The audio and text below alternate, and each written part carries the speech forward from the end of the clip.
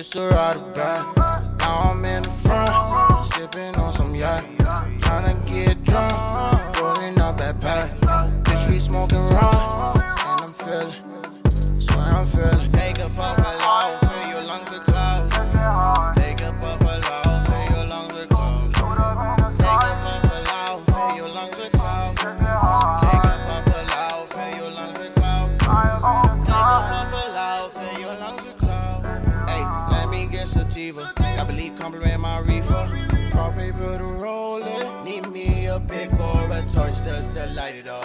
See me with an L, I'm smoking like a chimney. Yeah. Nothing but top shelf for my homies. Oh yeah, yeah. Nothing but the loudest for my lungs. I just wanna fill them with the clouds. I know that these herbs got you tripping.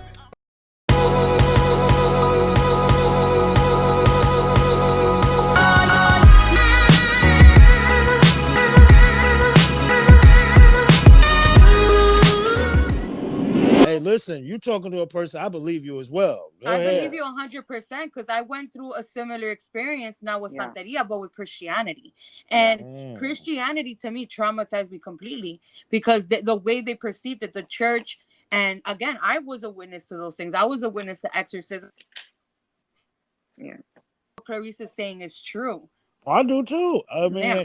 it's just that to actually hear somebody who I could talk to, that's why I'm saying, come on, like, stop it. It can't be happening. Like, I never actually talked to somebody who said they have been exorcism. What is it called? Exorcism? Exercise. Exercise. And then In my living room, by the way.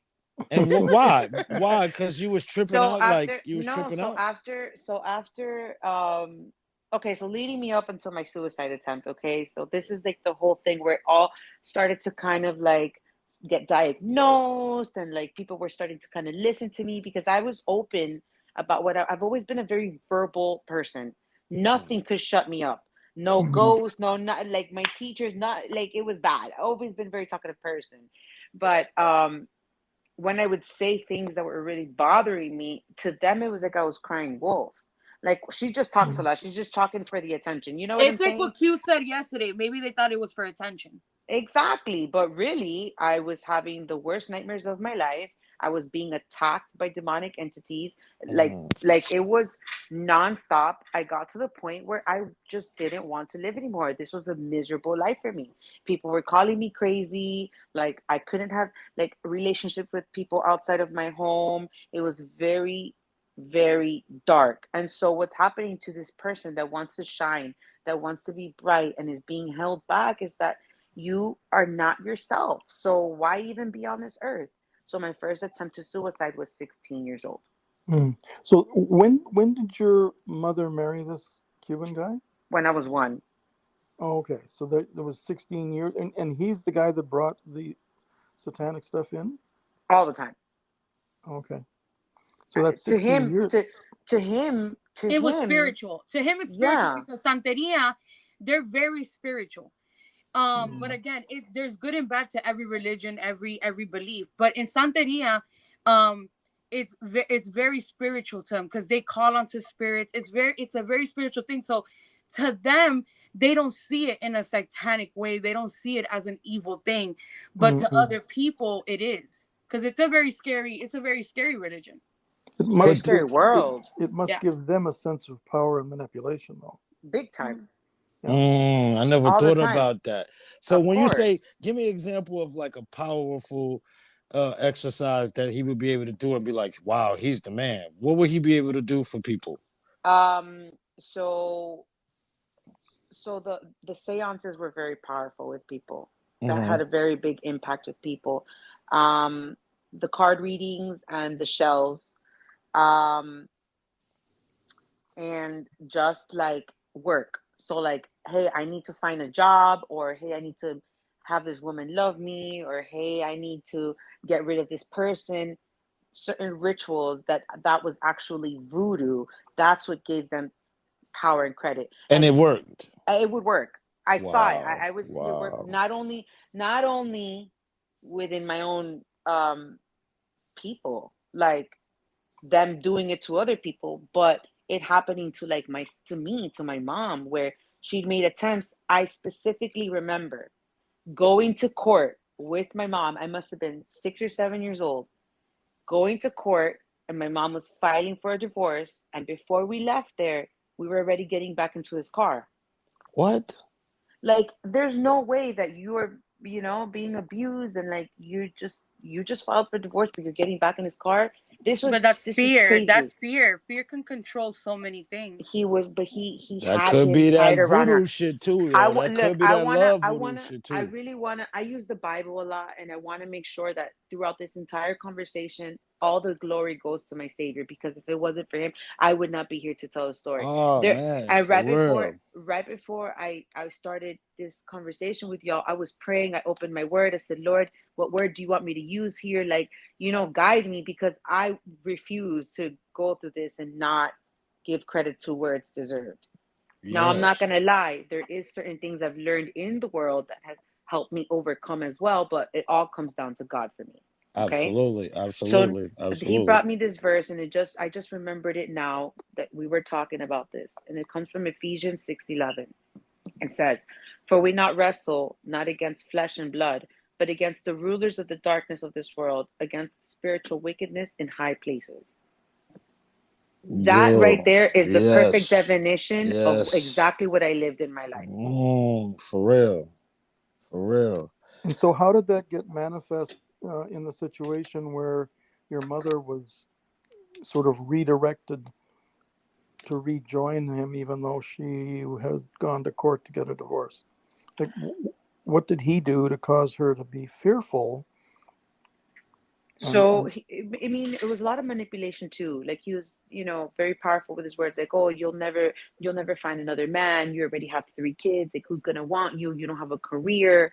You live with me in my house." And it was a lot of manipulation.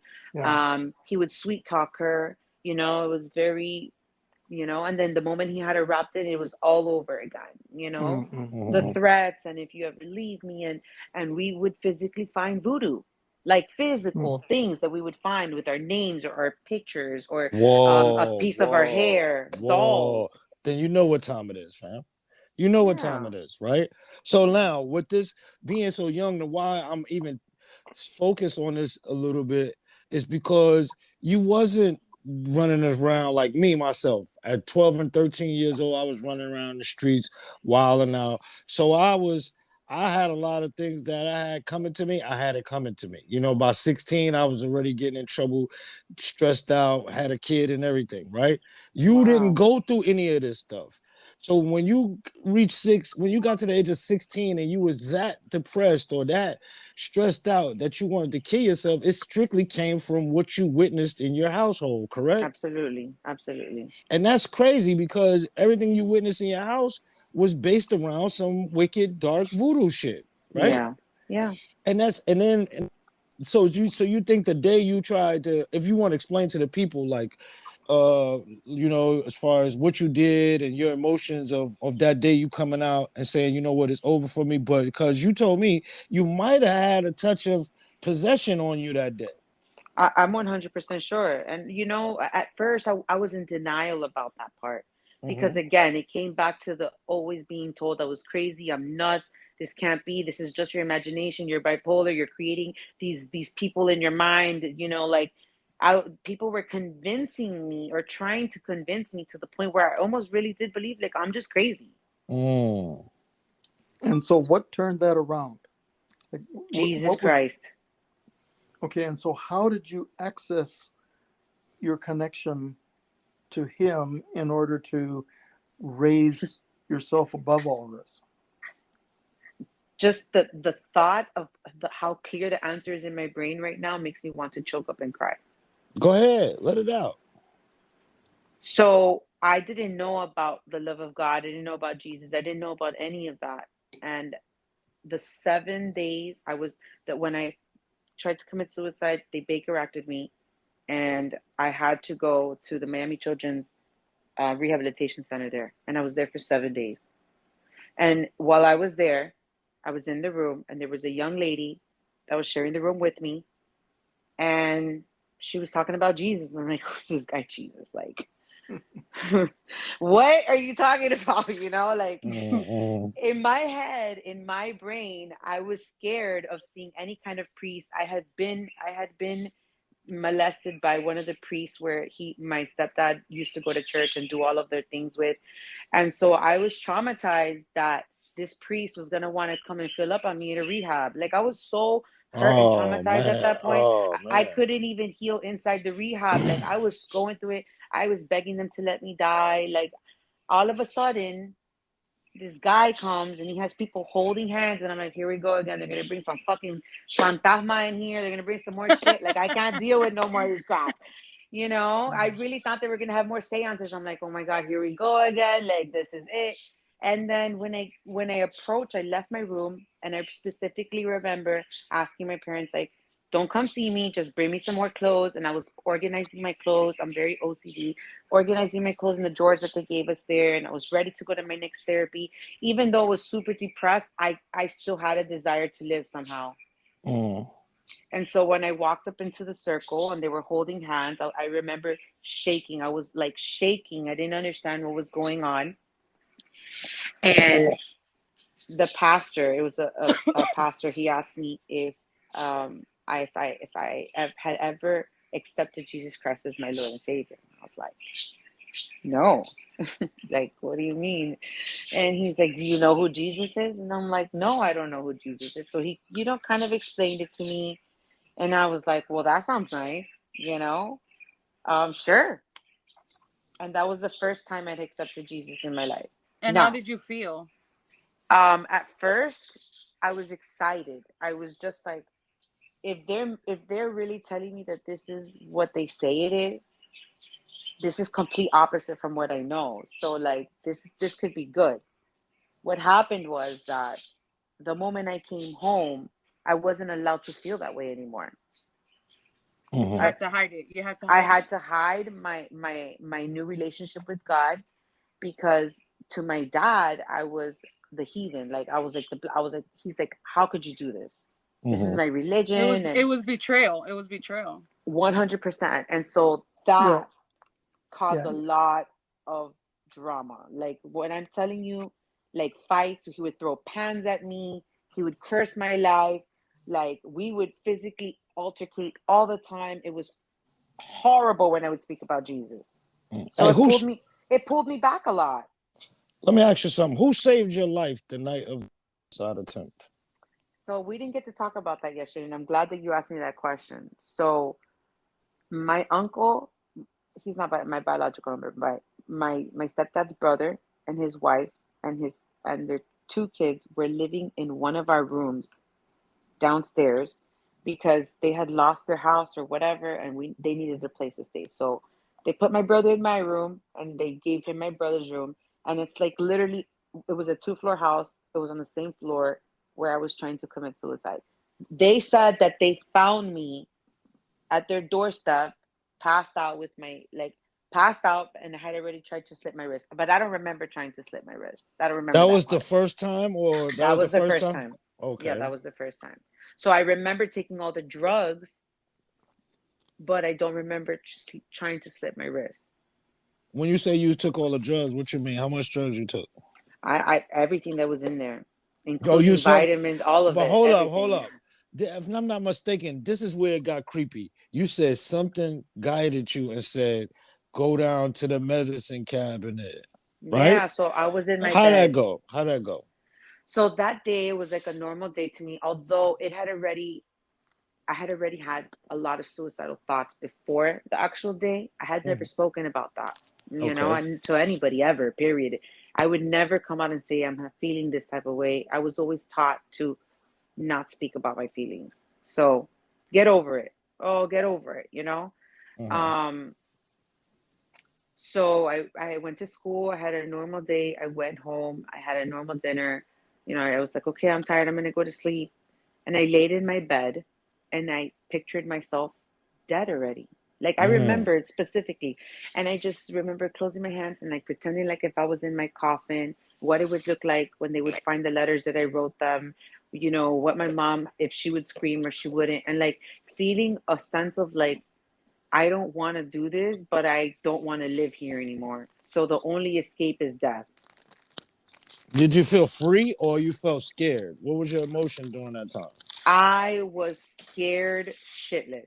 Oh shit! It wasn't like, oh, I'm just relaxing. It was scared, huh? No, I was scared to death. I was scared because I knew, and this is what I think in my head. I always knew I was different, but I was told that I wasn't. So I had to force myself to think that I was just not useful.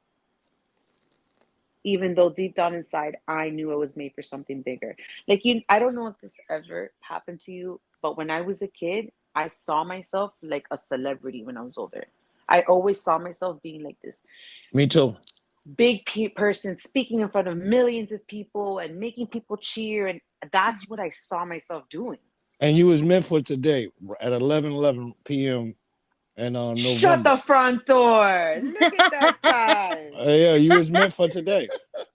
You was meant for Hallelujah. today. You was meant for today. Like your life was saved, that because you was meant to be here to say these words today, to teach the people. You know what I mean? I really got to be grateful because sometimes I went moving on a little bit, right? I want to make another thing clear too. Another influence after that first suicide attempt that prevented me from having a stronger connection or a stronger relationship with my Heavenly Father after my first initial accepting Jesus Christ was the fact that I was drugged. So after I saw psychologists and therapists, I was given medication, diagnosed me ADHD, they diagnosed me bipolar, severe depression, anxiety, you name it. 16-year-old, they called me all of the names of the books because still to them it sounded crazy that I was seeing dead people. So this also, I feel like, altered the gateway to like real spirituality because I wasn't in my full consciousness. Good point. Excellent fucking point. I was being doped up to reality just to be pictured the normal person. And this is another message I have for anybody that's out there. If you think that something is wrong, you, no matter what they say, find someone that will hear you.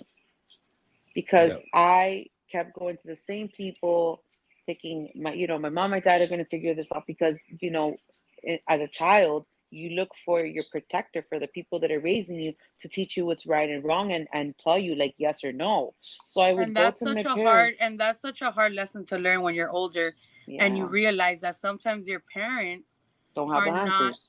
They're the ones that have caused the damage, and there's nothing wrong with separating yourself from those type of people. Absolutely. So who did you turn to, or who came into your life that helped reinforce the initial, uplifting effect of connecting with the pastor? So thankfully, I have learned that Jesus really will leave the 99 for his sheep, for his one. And he has shown me time and time again through people, through my dreams. I'm a very vivid dreamer, very spiritual, vivid dreamer. I write my stuff down and through music.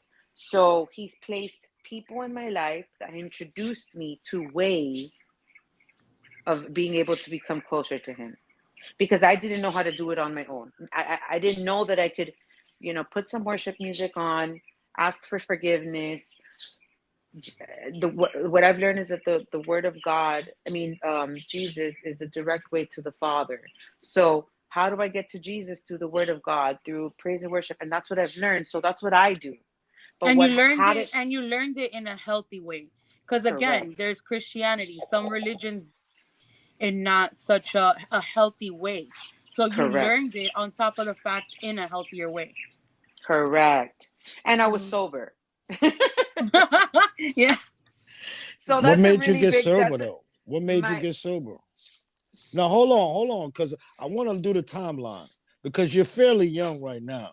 So from 16 to in your 20s, everything was cool. You was just No, everything was absolutely cool. not.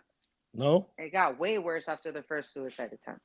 Okay, lead us talk give us a little example of when you say way worse. Not you don't have to write a book if you don't want to, but give us example of what do Like you give us like pinpoints, like the Correct. most Yeah. like yeah. yeah, Okay. yeah, yeah, yeah. I don't, Yeah. Okay. I can definitely do that because I actually yeah. wrote some pinpoints so that we would have to write a book tonight. Yeah, no, because I don't want you to be like, damn, they want my whole life story. So, you could No, tell us no, what yeah. certain things and, keep certain things disclosed. Correct. Yeah. So, after the first suicide attempt, I, it always goes back to spirituality. I believe I was still being pulled by the dark world. The Mm, dark world didn't want to let me go, and so, that kind of led to like ongoing things. You know how I was telling you yesterday. Once you have suicide, depression, anxiety, the whole club wants to come. Okay, then you start dealing with addiction, and then there's different codependency, and then they all mm-hmm. just want to gang up all at the same time. And what was happening was that because I wasn't having the proper support in my home, I was going to outside sources. I, Yeah. I still didn't know enough about Jesus and about spirituality to say, let me go and find a church. I would go to what I knew: the world, the drugs, the alcohol, the men, looking for comfort in all the wrong Just to numb that places. out. Yeah, Yeah, absolutely. You yeah, don't want to feel the yeah. negative emotions. You want to I block out all feel the you. voices. So you look for ways. And Yep, what the world shows you is you take medicine. yep. So Clarice's number one mechanism became taking narcotic drugs.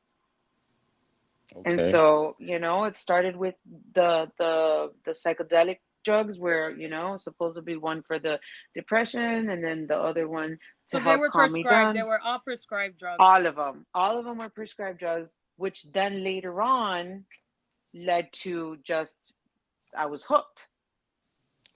Yo, one thing you said though that's very important that even hip hop, when you said it yesterday, I definitely related to it in a hip hop sense, but and I also heard about it in the rock and world sense. But you said music played a lot of It's a played a trigger. big role in your depression and stuff because listening to that type of music like headbanger, rock and roll, kill the whole world type music, or what type of music Hmm. was created that?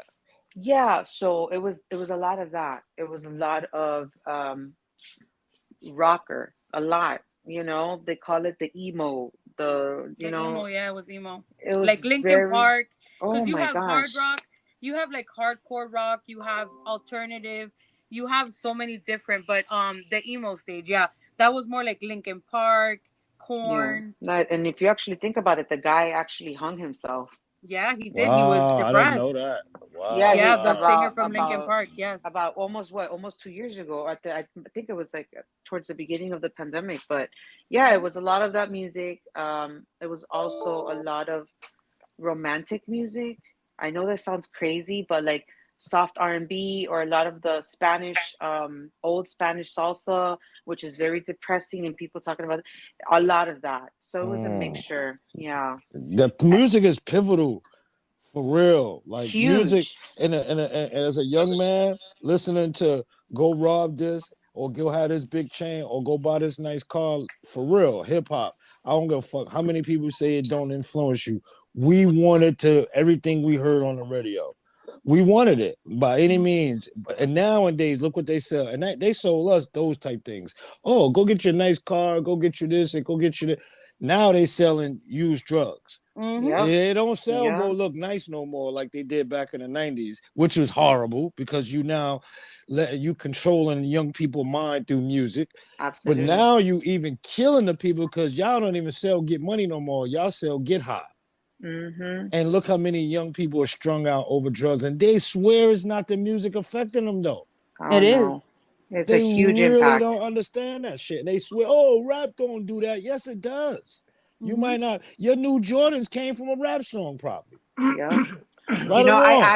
I advocate this a lot on my social media. And I'm grateful to God for social media now, because yes, there's a lot of evil out there, but there's also access for people like myself, for like people like Lily, for people like you, to be able to access the youth on a positive way. You Yes. know, I say it all the time: what we watch, what we listen to, who we surround ourselves with, the people that are impacting our lives. My mom used to tell me this a lot when I was a little girl. Dime con quién andas y te diré Yo quién te digo eres. quién eres. Yep. Tell me who you hang with, and I'm going And to I'll tell tell you you who you who you are. are. Yep. And unfortunately, it's rude and it's crude, but it's reality, you If you know, hang around drug dealers, people are going to perceive you as a drug dealer. If you hang for around sure. strippers, people are going to think you're a stripper. And that's that the Hispanics say that a lot. All the time. Okay. Mm-hmm. So let me ask you something, Miss Claudia. How do you suggest to the people out there that's going through something, that's probably going through what you, or probably gonna go through what you've been through, and come out of it, right? And they come out of it. How do you suggest maintaining that positive direction? So this for me has taken me a long time to narrow down, right? Because there's no perfect recipe to keeping it all together all the time, right? Like recovery is a lifelong process. Recovery, you have to be proactive with recovery. You have to understand that it's not only a spiritual thing, okay, but also a mental thing where you have to be exercising positive things into your mind all the time. So just to Daily. be clear, this has to be very clear. Like, this is not like, oh, poof, Jesus snapped his fingers and I'm all better. No, it's It's a work that daily battle. it's correct. It's work that I put in every single day so that I don't go back to that. Okay. 16 was one of the pinpoints, and then you said it got a lot worse after that. When did it sort of start turning around so that the majority of time things were moving in the positive direction? Yeah. Yesterday. No, I'm just kidding.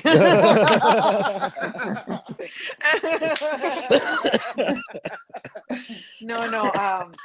Realistically, I'm gonna say maybe the last since recovery, since honestly, since I went to rehab. Rehab was a big point where I had been in and out of the church, in for a while, looking for Jesus, super hungry, and then something would take me back out. The trauma would bring me back to the drugs, and then I was in and out, and then finally, um, um, when I had my first son, he's 10 now. I I was, in one of those ruts. My mom had gone away. I lost my mom to a divorce, so she went away to California after she divorced my father. That was very traumatic. I was very, very hurt by the actions of my step family. So my brother and my sister, although they're biological brother and sister, those were his kids. They Mm-hmm. went into my apartment, caused havoc in my life. I lost my job, my career, everything I had worked for. And so I went straight to the drugs. And that last time, so I was clean for the entire pregnancy. And then I was clean for the entire 18 months that I nursed my son.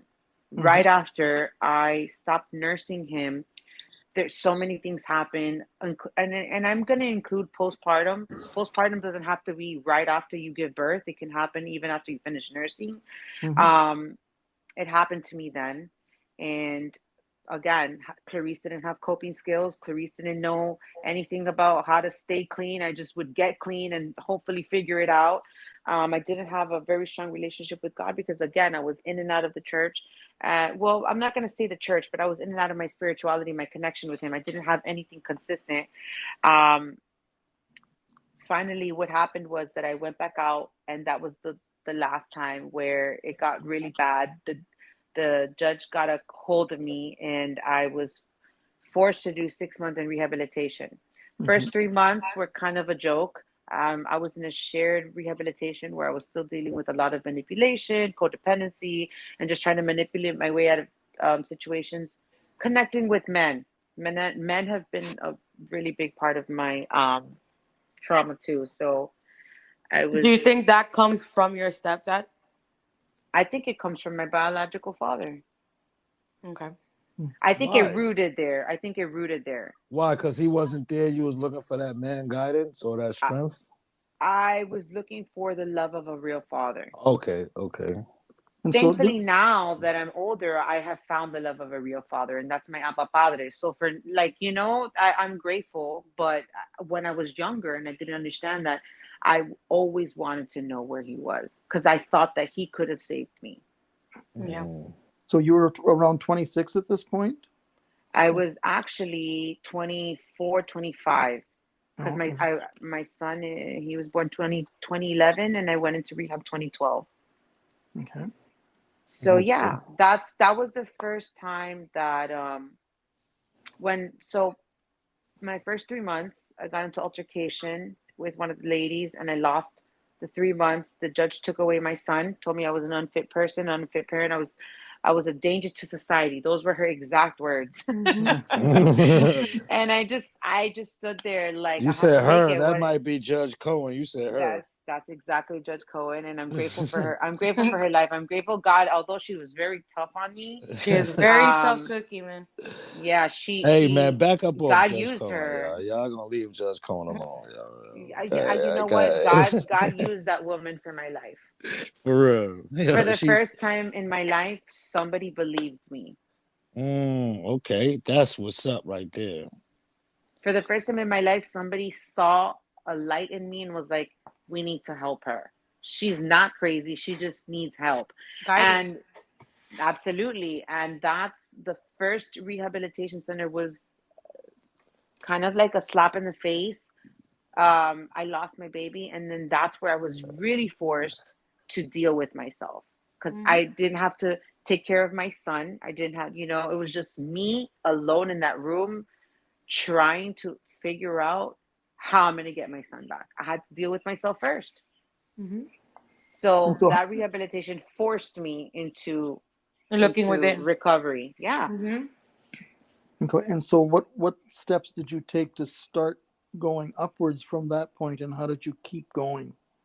So surrender first. First of all, I was definitely accepting. So I have to really thank NA and AA publicly because they were like the foundation of my recovery.